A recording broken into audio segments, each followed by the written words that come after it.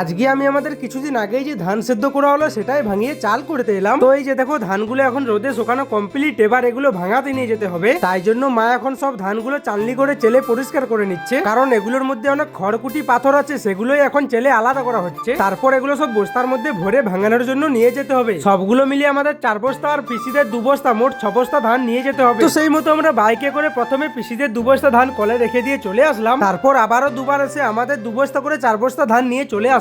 এবার এগুলো সব ভাঙাতে হবে। তো তাই জন্য কলের দাদু মেশিনটা চালিয়ে দিল। এবার আমাদের দুজনকেই যা করার করতে হবে। তাই প্রথমে বড় বস্তার ধানগুলো সব মেশিনে ঢেলে দিলাম। আর প্রথমটা এরকম চালগুলোর সাথে গুঁড়ো বের হয়, তাই আবারও একবার চালগুলো মেশিনের মধ্যে ঢালতে হয়। আর তারপর যে চালটা বের হয় সেটা একদম ফ্রেশ পরিষ্কার চাল। আর মেশিনের এই পেছন দিয়ে করে সব কুড়োগুলো বের হয়। আমরা যেহেতু কুড়ো নেবো না, তাই ওগুলো সব বেলচাই করে সরিয়ে রেখে দিলাম। তো ফাইনালি এখন আমাদের সব ধানগুলো ভাঙানো হয়ে গেছে। আর ভিডিওটা এই পর্যন্ত ছিল। কেমন লাগলো অবশ্যই কমেন্টে জানিও। ভালো লেগে থাকলে একটি লাইক করে চ্যানেলটি সাবস্ক্রাইব করে দিও।